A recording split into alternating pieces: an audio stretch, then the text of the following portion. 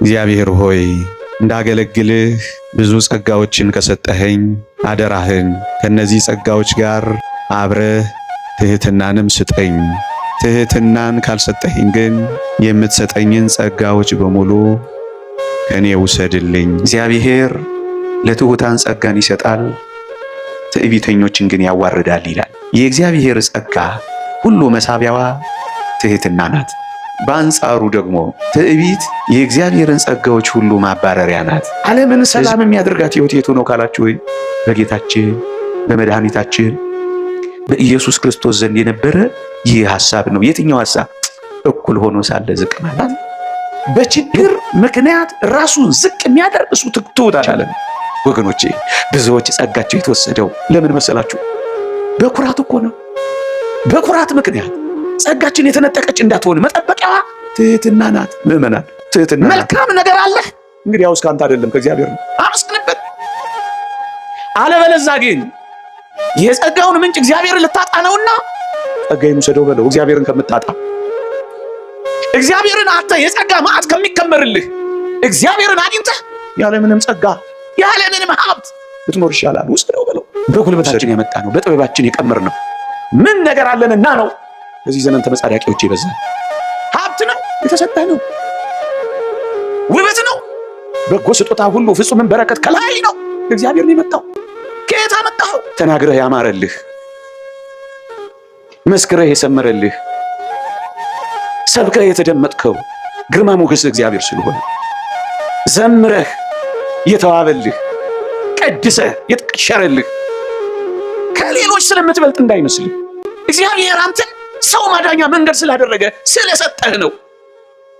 ተመጽዋች ነህ አንተ፣ ምስኪን ነህ። እንደውም የበለጠ ምስኪንና ድሃ ስለሆንክ ነው እግዚአብሔር የሁሉ ጸጋ የሰጠህ። እኔ ከሌላ ሰው የምበልጥ ነኝ አይደለሁም። እሷ ናት መንፈሳዊ ሕይወት ወገኖቼ።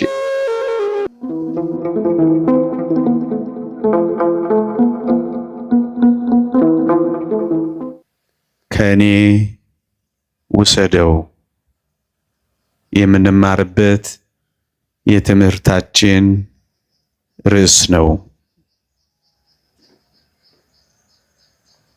ፓትርያርክ ሺኖዳ ብፁዕ ቅዱስ የግብፅ ኦርቶዶክስ ቤተክርስቲያን የቀድሞ ፓትርያርክ በአንዲት መጽሐፋቸው ላይ እንዲህ ብለው ነበር። እግዚአብሔር ሆይ እንዳገለግልህ ብዙ ጸጋዎችን ከሰጠኸኝ አደራህን ከነዚህ ጸጋዎች ጋር አብረህ ትህትናንም ስጠኝ። ትህትናን ካልሰጠኸኝ ግን የምትሰጠኝን ጸጋዎች በሙሉ ከኔ ውሰድልኝ ብለው ጽፈው ነበረ።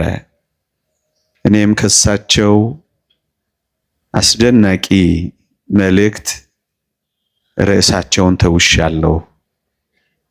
እግዚአብሔር ሆይ እንዳገለግልህ በርካታ ጸጋዎችን የምትሰጠኝ ከሆነ ከምትሰጠኝ ጸጋዎች ጋር አብረህ ትህትናንም ስጠኝ።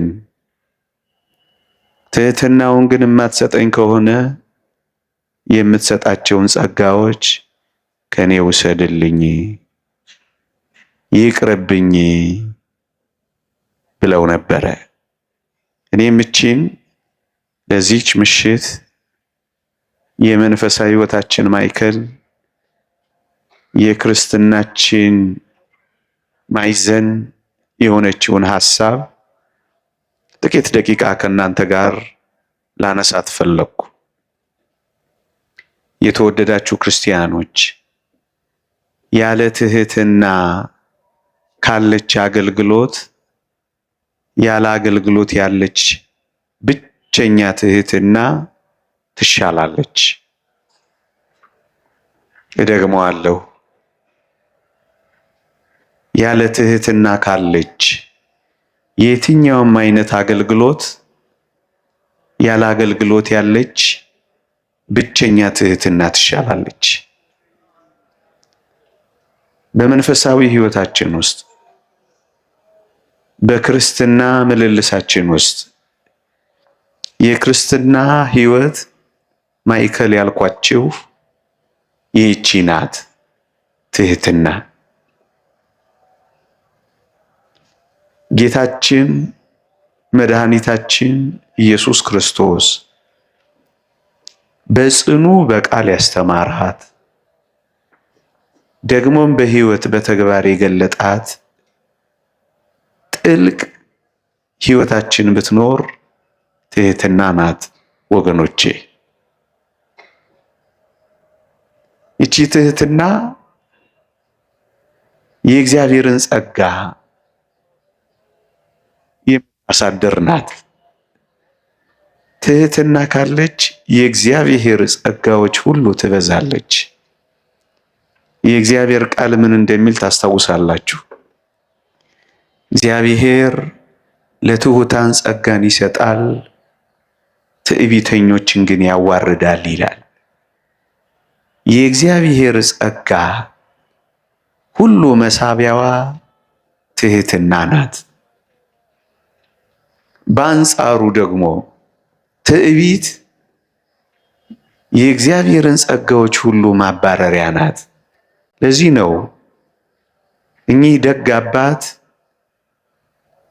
የጸጋዎች መያዣ፣ የጸጋዎች ሁሉ መሳቢያ፣ የጸጋዎች ሁሉ ማደሪያ የሆነችውን ትህትናን ካልሰጠኸኝ ጸጋዎች ሁሉ ይቅሩብኝ ብለው የተናገሩት። ክርስቲያኖች ጥልቅ የሆነው የአባቶቻችንም ትምህርት ይህንን የተመለከተ ነው። እንዲህ ይላሉ አባቶቻችን፣ ትህትና በጎ ምግባራት ሁሉ የተዘሩባት መሬት ናት ይሉና ትህትና ከተነቀለ የትኛውን በጎ ምግባር ይነቀላል ይላሉ። ክርስቲያኖች ትሁት ያልሆነ ሰው የትኛውንም ምግባር ያጣል። ትሁት ያልሆነ ሰው ከየትኛውም ጸጋ ይጎላል። ለዚህ ነው ትህትና የበጎ ምግባራት ሁሉ መሰረት ናት። ለዚህ ነው ፓትርያርክ ሲኖዳ የበጎ ምግባራት ሁሉ መሰረት የሆነችው ትህትና ከሌለች ሌላውንም ጨምረው ውሰድልኝ የሚሉት። በጎ ምግባራት ሁሉ ምንጯ፣ የበጎ ምግባራት ሁሉ መሰረቷ ይህቺ ትህትና ናት። የተወደዳችሁ ክርስቲያኖች፣ ምዕመናን፣ የተወደደው መድኃኒታችን ኢየሱስ ክርስቶስ በጥልቀት ወደኛ መጥቶ ያስተማረን ነገር ቢኖር ትህትናን፣ ከሰማይ መውረዱ፣ ደካማ የሆነውን ስጋችንን መዋሃዱ፣ እጅግ ዝቅተኛ በሆነ ሕይወት መመላለሱ። ብቻ ምን አለፋችሁ የቱም ነገር ክርስቶስ የሰራው ርዕሱ ትህትና ነው። ርዕሱ ትህትና ነው። የትኛውም ነገር ክርስቶስ የሰራው። ለዚህ ነው ቅዱስ ጳውሎስ የተወደደ መድኃኒታችን ኢየሱስ ክርስቶስን ለትህትና አብነት ሲያደርገው እርሱ ከእግዚአብሔር ጋር መተካከልን መቀማት እንደሚገባ ነገር ሳይቆጥር ራሱን አዋረደ ብሎ ያመጣው። ምዕመናን፣ ክርስቶስ ከባሕርይ አባቱ ከአብ ጋር እኩል ሆኖ ሳለ እኛን ሁሉ ለማዳን እጅግ ወደ ተዋረደው ማንነታችን ዝቅ በማለቱ ፍጹም ትሑት መሆኑ ተገልጧል። ትህትና ምን ማለት ይመስላችኋል? እኩል ሆናችሁ ሳለ እኩል ከምትሆኑለት አካል፣ እኩል ከምትሆኑለት ሰው ጋር ዝቅ ማለት ነው ትህትና። ለዚህ ነው የተወደደ መድኃኒታችን ኢየሱስ ክርስቶስ ከባሕርይ አባቱ ጋር እኩል ሆኖ ሳለ ዝቅ አለ። ይሄ ፍጹም ትህትና ነው ብሎ ቅዱስ ጳውሎስ በፊልጵስዩስ መልእክት ምዕራፍ 2 ላይ የገለጸው ስለ ትህትና ክርስቶስን አብነት ያደረገው እግዚአብሔር ሆኖ ሳለ ከአብ ጋር እኩል ሆኖ ሳለ ራሱን እኮ ዝቅ አደረገ ያለን ትህትና ማለት እውነተኛ ትህትና ማለት እኩል ሆኖ ሳለ ዝቅ ማለት እሷና ትህትና። እንደውም አባቶቻችን በተለይ ቅዱስ ዮሐንስ አፈወርቅ የፊልጵስዩስን መልእክት ሲተረጉም ባልንጀራ ካንተ ይልቅ እንዲሻል በትህትና ቁጠር ይላል። ይህ በክርስቶስ ኢየሱስ ውስጥ የነበረ ሐሳብ በእናንተን ዘንድ ደግሞ ይሁን ይላል። እዩ ባልንጀራ ካንተ ይልቅ እንዲሻል በትህትና ቁጠር። እኩል የሆነው ባልንጀራ ካንተ ይሻላል፣ ከኔ ይበልጣል፣ ከኔ ይበረታል ብለህ አስብ።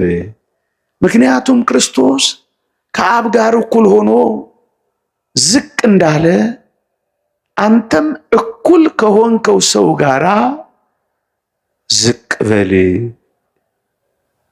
ለዚህ ነው ሊቁ ዮሐንስ አፈወርቅ ክርስቶስ እግዚአብሔር ባይሆንማ ኖሮ ከአብ ጋር እኩል ባይሆንማ ኖሮ እንዴት አድርጎ ለትህትና አብነት አድርጎ ያመጣዋል? ምክንያቱም ክርስቶስ ከአብ ያነሰ ቢሆን ኖሮ ለትህትና ሕይወት አብነት መሆን አይችልም። ምክንያቱም ያነሰ ነዋ። ያነሰ ዝቅ ያለ እኮ ዝቅ በማለቱ ትሁት ሊሆን እኮ አይችልም። ክርስቶስ ትሁት ነው የተባለው ግን የባህሪ አምላክ ሆኖ ሳለ የሰው ልጆች ለማዳን ሞትን የቀመሰ መከራን የተቀበለ እኛ ያላየነውን እንኳን ያየ በመሆኑ ነው ይላል። ከመላእክት ይልቅ በጥቂት አንሶ የነበረውን ይህን ኢየሱስ ይላል እንኳን ከአብ ከመላእክት እንኳን ሞትን በመቀበል መከራን በመቀበል በማነሱ ምክንያት ኢየሱስ ክርስቶስ የትህትና ፍጹም አብነታችን ሆኗል። አያችሁ፣ ትህትና ማለት ምን ማለት ነው? እኩል ሆኖ ሳለ ዝቅ ማለት ነው። እንደውም ፓትርያርክ ሺኖዳ አንድ ግሩም ምሳሌ ያለቻቸው እዚህች ላይ ጨምረው የሚያብራሯት ምን ይላሉ? ከጓደኞች ጋር እንደ ልጅ ሁን ይላሉ። እኩል ከሆንከው ጓደኛ፣ እኩል ከሆንከው ባልንጀራ ጋር እንደ ልጅ ሁን ይላሉ። ከልጆችህ ጋር ደግሞ እንደ ጓደኛ ሁን ይላሉ። ካንተ ጋር እኩል ከሆኑ ሰዎች ጋር ትንሽ ዝቅ በልና እንደ ልጅ ሁንላቸው። ከልጆችህ ጋር ካንተ ከሚያንሱት ጋር ደግሞ እንደ ጓደኛ አብረህ ኑርላቸው ይላሉ። እውነተኛ ትህትና ማለት ምን ማለት ናት? እኩል ሆነን ሳለን ዝቅ ማለት ነው። ባልንጀራ ካንተ ይልቅ እንዲሻል በትህትና ቁጠር። ባትሆን እንኳን ቁጠር። ምዕመናን፣ ይህ ምንኛ የሰላም ሕይወት ያመጣል መሰላችሁ? እዩ፣ ለባልንጀራችሁ ለጓደኛችሁ ክብርን ሁሉ ስትሰጡት፣ ክብሩን ውሰድ ስትሉት እሱ ሲከበር ብታዩ አያማችሁም። ምክንያቱም እንዲከበር አሳልፋችሁ ስለሰጣችሁት፣ ከእናንተ ይልቅ እሱ እንዲከበር መንገድ ስለከፈታችሁለት፣ እሱ እንደሚሻል እንደሚበልጥ ስላመናችሁ ሲከበር ብታዩ አትናደዱ። ምዕመናን፣ እኛም በዓለምም ትልቁ ብጥብጥ ይሄ አይደለ?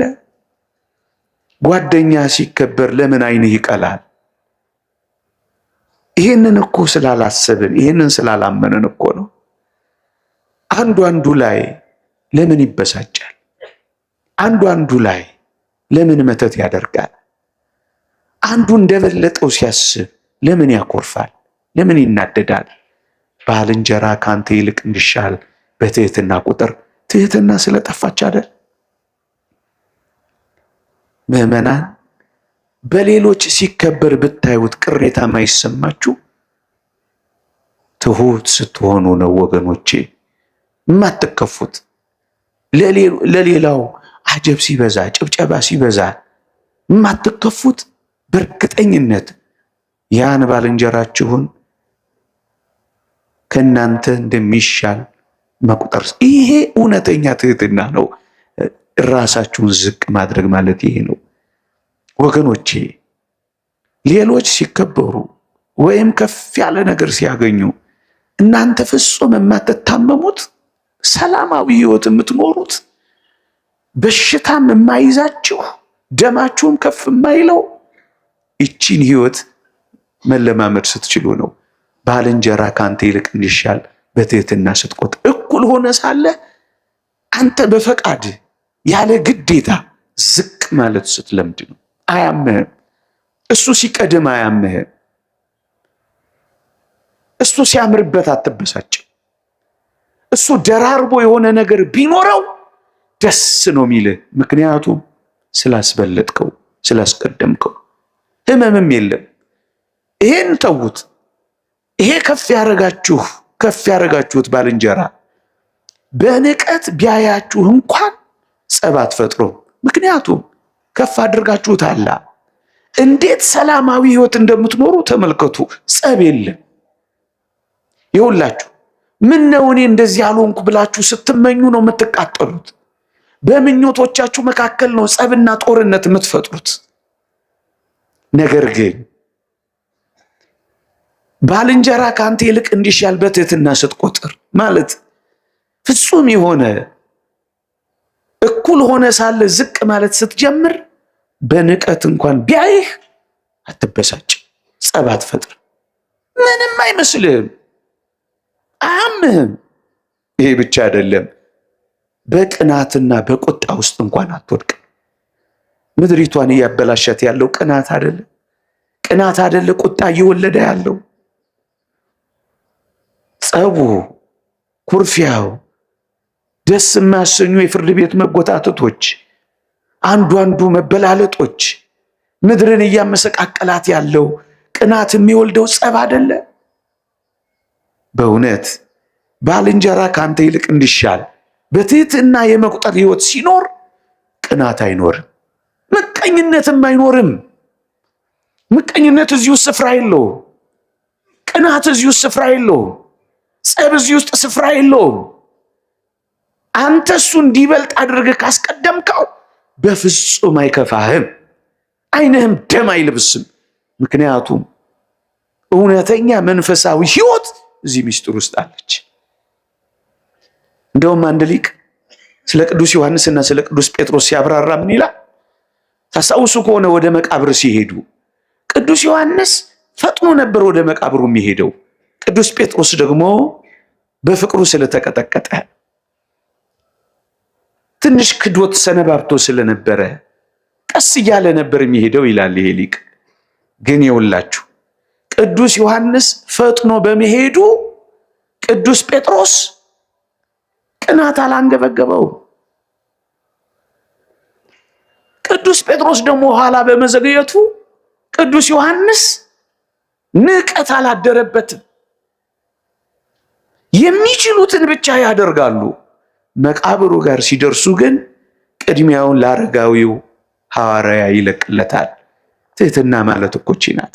መቀኝነትም ቅናትም የሌለበት ወገኖቼ፣ ከቤተ መቅደሳችን፣ ከቤተ ክርስቲያናችን፣ ከአገልግሎት አውደ ምሕረታችን ጀምሮ ትከሻ ለትከሻ መገፋፋት እስከ መንደራችን ድረስ መተያየት፣ መበላለጥ ስንቱን አበላላው፣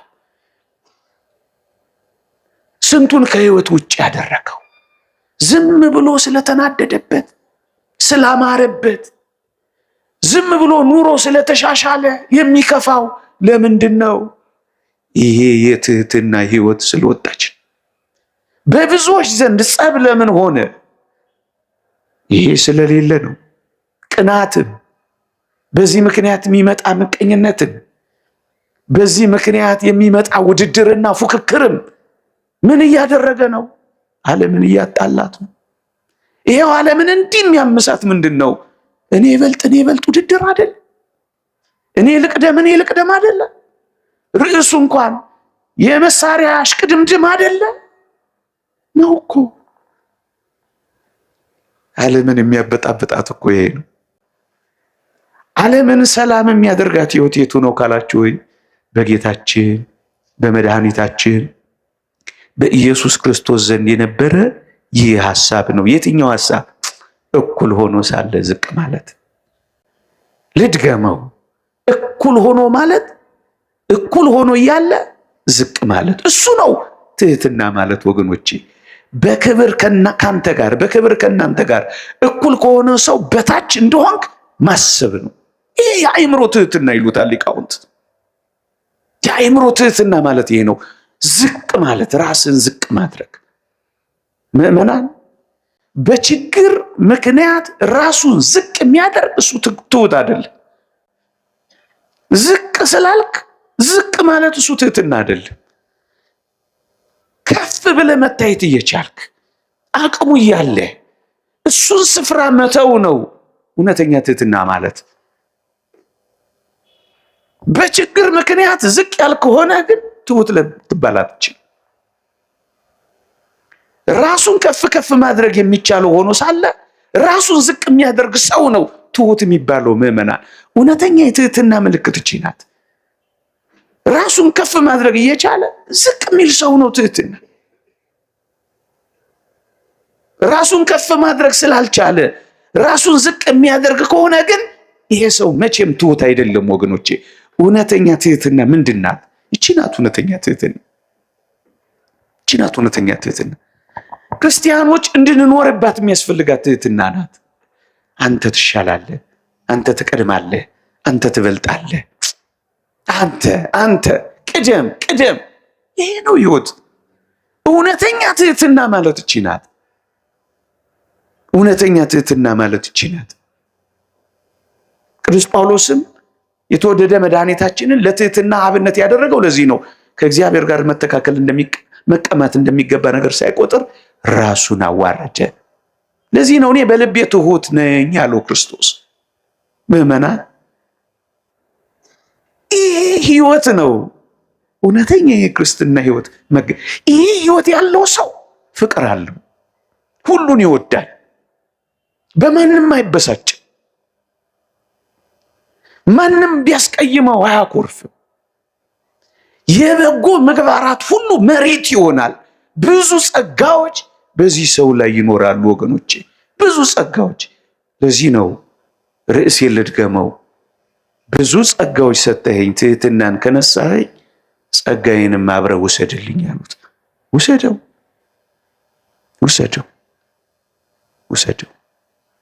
ምርጥ ቀዳሽ ሆኜ ትዕቢተኛ ከመሆን ውሰደው። ምርጥ ሰባኪ ሆኜ አንድም ፍቅር ያጣውኝ ደግሞም የምበላለጥ ከሆነ ውሰደው። ኩራትና ውዳሴ ካልጎረፈልኝ የእግዚአብሔር ባሪያ ሳልሆን የምስጋናና የውዳሴ ባሪያ ከሆንኩኝ ውሰደው። ጸጋዬን፣ ስብከቴን ውሰደው። በመዝሙር በመዘመሬ በእውነት ከሌሎች የተሻልኩ እንደሆንኩ አስቤ የምመጻደቅና ለምኑኝ ባይ ከሆንኩኝ፣ ደጅ አስጠኝ ከሆንኩኝ፣ ኮራ ብዬ የምኖር እንዴት አድርጌ ልንገላችሁ በላጭ እንደሆንኩ ካሰብኩኝ ይሄንን ዝማሬን ውሰደው። ላንተ መስዋዕት ሳይሆን የኔ መስዋዕት አድርጌ ከነጠቁ ምስጋናውን ውሰደው።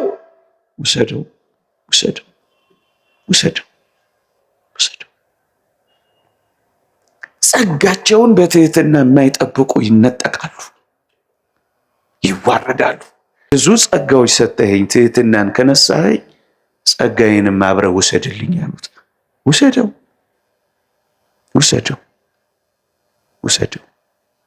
ምርጥ ቀዳሽ ሆኜ ትዕቢተኛ ከመሆን ውሰደው። ምርጥ ሰባኪ ሆኜ አንድም ፍቅር ያጣውኝ ደግሞም የምበላለጥ ከሆነ ውሰደው። ኩራትና ውዳሴ ካልጎረፈልኝ የእግዚአብሔር ባሪያ ሳልሆን የምስጋናና የውዳሴ ባሪያ ከሆንኩኝ ውሰደው፣ ውሰደው፣ ጸጋዬን፣ ስብከቴን ውሰደው፣ ውሰደው።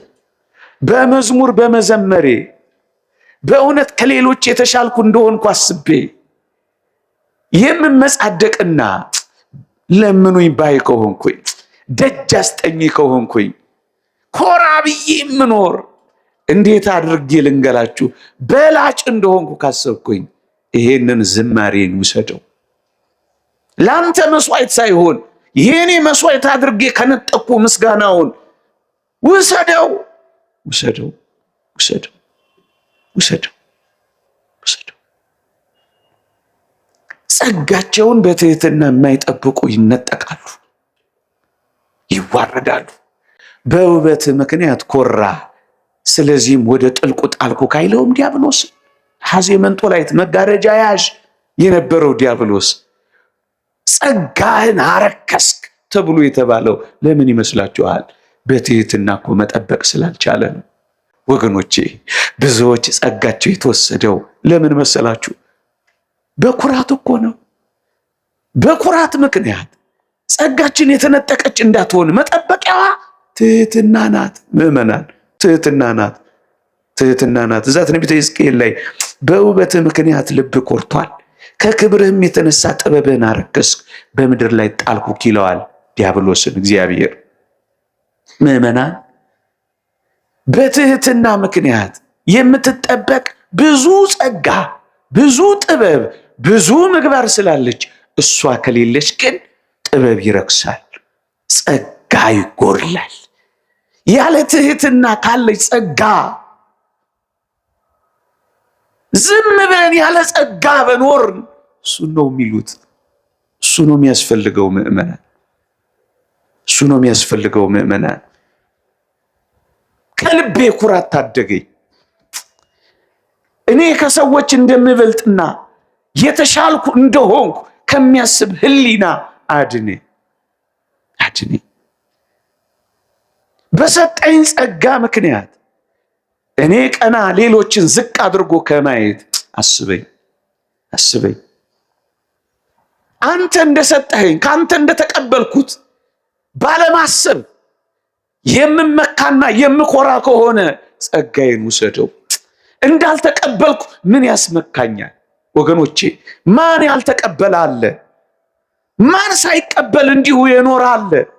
ቅዱስ ጳውሎስ እንደተናገረ እኮ ነው እንዳልተቀበልክ የሚያስመካ ምንድን ነው ይላል። አንዳንዴ እኮ እኛ አገልጋዮች ምዕመናንን እኮ ደጅ ስናስጠና እንዳልተቀበልን ስንመካ እኮ ይገርማል። ንግግራችን እኮ እንዴት ኩራትና ድምፀታችን ራሱ መኮፈስ እኮ ያሳያል። አቤት ኩራታችን! አሁን እንዳልተቀበለ ሰው መኩራት ነበረብን እኛ።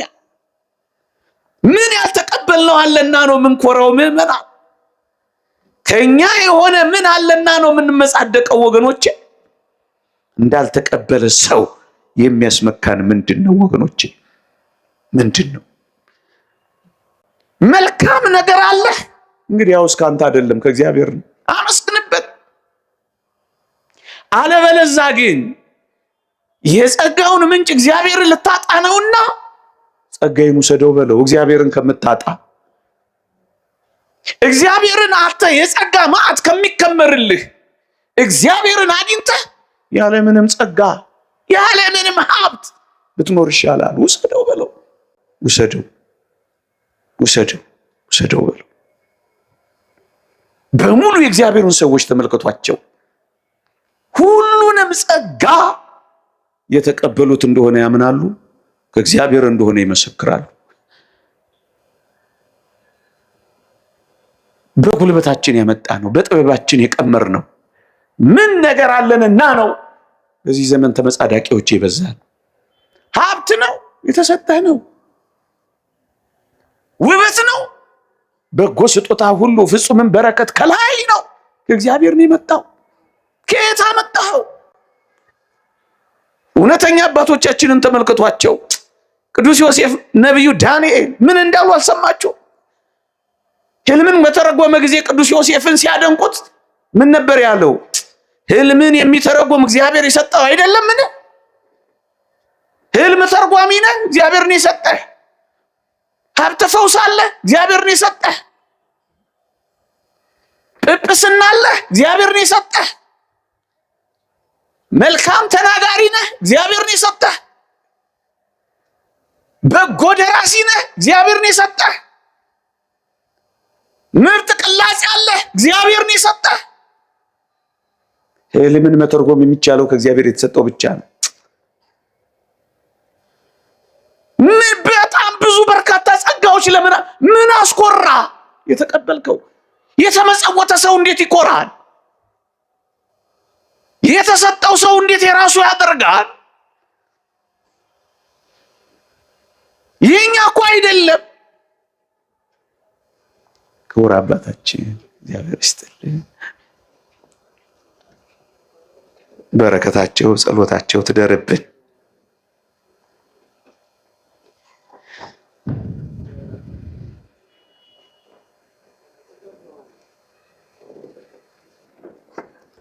እየጨረስኩ ነው። አይዟችሁ። ዝናብ ላይ ያስቀመጥናችሁ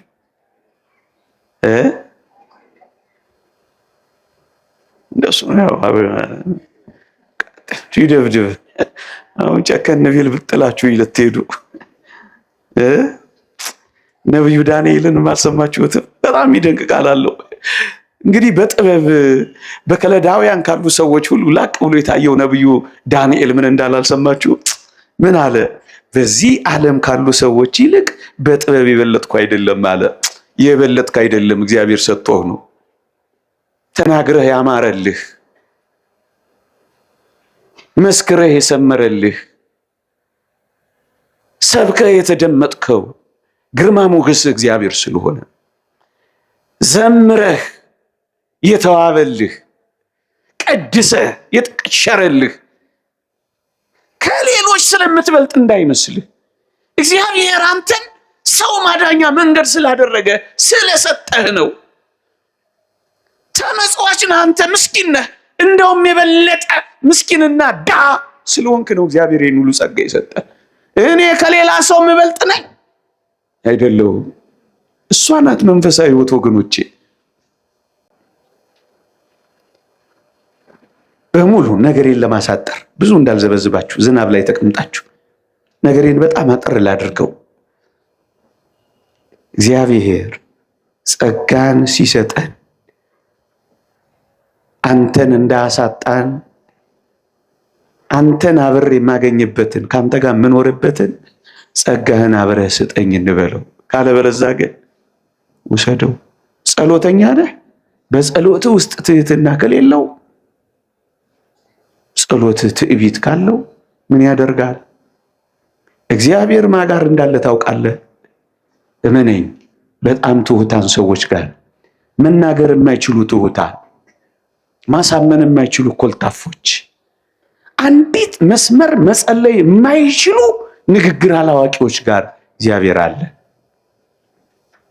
እንዴ በሳምንት 2 ቀን እጾማለሁ እንደዚህ አይነት ቀራጭ ስላላደረከኝ አመሰግናለሁ እያሉ የኩራትና የትዕቢት ጸሎት ከሚያደርጉት ይልቅ በአንዲት ሐረግ እኔ ኃጢአተኛና በደለኛ ነኝ ቀና ብዬ ላይ አልችልም የሚሉ ኮልታፎች ጋር እግዚአብሔር አለ። ብዙዎችን ተመልከቷቸው። ከንግግር አዋቂዎች ከሶፊስቶቹ ይልቅ ንግግር የማያውቁት እነዛ ሐዋርያት ዓለምን ያሳመኑት ትሑታን ስለሆኑ ነው። በአንድ ሐረግ እኮ ነው ከእግዚአብሔር ጋር የታረቁት። ጸሎተኛ ነህን? እንግዲያውስ ከጸሎት ጋር ትህትና ከሌለች ትጣላባታለህ፣ ትኮራባታለህ። እግዚአብሔር እንዲመለከትሽ ትፈልጊያለሽን? እንዲህ ይላል እግዚአብሔር ቃል፣ ወደዚህ ወደ ትሁት መንፈሱም ወደ ተሰበረ በቃሌም ወደሚንቀጠቀጥ ሰው እመለከታለሁ ይላል። ወደሚኮፈስ ሰው አይደለም፣ ወደሚንቀጠቀጥ ሰው። የማይሰበር አለት፣ ትዕቢተኛ ልብ ያለው ራሱን ወደሚያመጻድቅ፣ አሁንማ ከፍ ያለ ደረጃ ላይ ተደርሻለሁ፣ አሁንማ ተደምጫለሁ፣ አሁንማ የሆነ ነገር አለ ማን ይነካኛል የሚል ሰው ጋር አይደለም። እያለው ምንም እንደሌለው የሚኖር ሰው ጋር ወደዚህ ወደ ትሁት ሰው እግዚአብሔር እንዲህ ካሉ ሰዎች ጋር ነው የሚኖረው። ምዕመናን እንዲህ ካሉ ሰዎች ጋር ነው የሚኖረው። እንደዚህ ካሉ ሰዎች ጋር ነው የሚኖረው እግዚአብሔር የሚኖረው። የእግዚአብሔር ማደሪያ የቷ ናት ካላችሁኝ እንዲህ ያለች ትሁት ልብ ናት። በትህትና የሚያከብሩትን ክብሩን ሁሉ ለእግዚአብሔር የሚሰጡትን እግዚአብሔር ደግሞ ሁሉን ነገር ይሰጣቸዋል። እግዚአብሔር ሁሉን ነገር ይሰጣቸዋል። በጣም ወደ እግዚአብሔር የሚቀርብ ሰው ምን እንደሚሆን ታውቃላችሁ? እንደው ነገር ለመጠቅለል ላሳጥረው። በጣም ወደ እግዚአብሔር የሚቀርብ ሰው በጣም ትሁት ነው እየሆነ የሚሄደው። በዚህ ዘመን ግን ተቃራኒ ነው።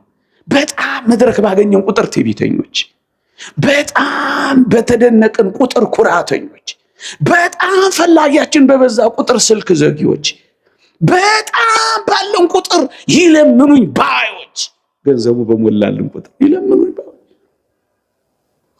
የእግዚአብሔር ሰዎች ግን እንደዚህ አይደለም የሚሆኑት። እና እንዴት ነው የሚሆኑት? ወደ እግዚአብሔር የበለጠ እየቀረቡ ሲመጡ ፍጹም ትሑታን ነው የሚሆኑት። ጥቂት ምሳሌዎችን ላሳያችሁ። ለምን ከቅዱሳን መላእክት አልጀምርላችሁም? ቅዱሳን መላእክት በእግዚአብሔር ፊት የሚቆሙ ናቸው። ተመልከቷቸው። በሁለት ክንፎቻቸው ፊታቸውን ይሸፍናሉ። የበለጠ ሲቀርቡት እንዴት ልናይህ ነው ብለው ይሸፍናሉ።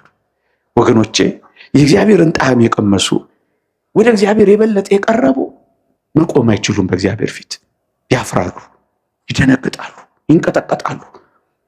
ጮክ ብለው መናገር እንኳን አይችሉም። ይሸፍናሉ፣ ይደበቃሉ። ምዕመናን እንደኔ አይነቱ እኮ ደፋር ስለሆነ ነው እናንተ ጋር የቆመው። በጣም እግዚአብሔርን የቀረቡት የሚናገሩለት ነገር ስለሚያጡ አፋቸውን ዘግተው ሲያደንቁት ይኖራሉ፣ ሲመሰጡበት ይኖራሉ፣ ሲተክዙ ይኖራሉ እንጂ ንግግር የምናውቀው ነን መስሎ አይደለም። የበለጠ ሲቀርቡት ፊታቸውን ይሸፍናሉ፣ እግራቸውን ይሸፍናሉ። ለመታየት አይፈልጉም፣ ይሰወራሉ። ወደ እግዚአብሔር የበለጠ ሲቀርቡ የእግዚአብሔርን ፍጹምነት የእነሱን ደግሞ አለመታየት፣ የማትመረመር ጥልቅ ነህ፣ የማይደረስብህ ሩቅ ነህ፣ የማትታይ ምጡቅ ነህ፣ ምን እናያለን ምን እንናገራለን ብሎ ሽፍንፍን ነው የሚሉት። እኛ እኮ ልታይ እኮ ነው። እኛ እኮ ካልተጨበጨበልን እኮ አንንቀሳቀስም። ነዳጃችን እኮ ጭብጨባ ነው። እንደው የሆነ ደመቅ እንደው ይቅርታ አድርጉልኝ፣ መድረካችን እኮ በሙገሳና በውዳሴ እኮ ነው ብዙ ሰዓት የሚሄደው። አሁን እግዚአብሔር እዚህ ውስጥ ሰው ይኖረዋል። የበለጠ ስንቀርብ ራሳችን ያ ቅዱስ እንደተናገረው እኮ ነው፣ ያንተን ገናንነት ግለጥልኝ የኔን ማንነት ደግሞ አሳውቀኝ ይላል። ወደ እግዚአብሔር በጣም እየቀረበ የመጣ ሰው የሱን ማንነት ስለሚያውቅ መሸሸግና መደበቅ ነው የሚመርጠው። አብርሃምን ተመልከቱት። ወደ እግዚአብሔር የበለጠ ሲቀርብ ምን እንዳለ ታውቃላችሁ? አንድ ጊዜ ካንተ ጋር ንግግር ጀምሬያለሁ፣ አመድና ትቢያ ስሆን እባክህ ስማኝ ይላል። ከእግዚአብሔር ጋር እየተነጋገረ አመድና ትቢያ ሲሆን እኮ ነው የሚለው። ሲራክ እንደተናገረው በሞቴ ላንብብላችሁ። የሲራክ ቃል እንዴት ይገርማል መሰላችሁ? እንግዲህ ትቢያ አመድ የሚሆን በሕይወቱ ሳለ ሰውነቱ የሚተላሳው ለምን ይታበያል ይላል። ወደ እግዚአብሔር በጣም የሚቀርቡ ሰዎች አይታበዩም። የበለጠ ትሁት ነው የሚሆኑት። እንደ አብርሃም በሕይወቱ ሳለ የሚተላሰው ይታበያል። ጥቂት ቆይቶ የወደቀ አፈር የሚሆን የቆመ አፈር ይኮራል። እሱ ነው እኮ የሚለው ወገኖቼ። አፈር ሆኖ መኩራት ምንድን ነው? የተዋበ ትንሽ ቆይቶ አፈር መሆኑ አይቀርም። ኩራት የት አለ? የቆመ ትንሽ ቆይቶ መውደቁ አይቀርም። ኩራት የት አለ? በመዓዛ የሚታወድ በሽቶ የሚቀባ በሜካፕ የሚያውደው ጥቂት ቆይቶ መሽተቱ ይከተለዋል። እና ኩራት የቱ ጋር ነው? ያጌጠው ባዶ እጁን መሄዱ አይቀርም። ፈትል ብቻ በእጁ አንጠልጥሎ ነው የሚሄደው እኮ። ታዲያ ኩራት፣ ትዕቢት፣ መታበይ የት ጋር ነው? የት ጋር ነው? ለዚህ ነው ታላቁ አባት አብርሃም ለማማለድ ሲቆም ያለ ማፈር አመድና ትቢያ ስሆን አለ። ይህ እንዴት ያለ ታላቅ ትህትና ነው ይላል አውግስጢኖስ ሲያደንቀው። በእግዚአብሔር ፊት የሚቆሙ ጸሎት ከጸለያችሁ እውነተኛ ጸሎት ትህትና አለችበት። እውነተኛ ቁርባን ትህትና አለችበት። እውነተኛ መመለስ ትህትና አለችበት።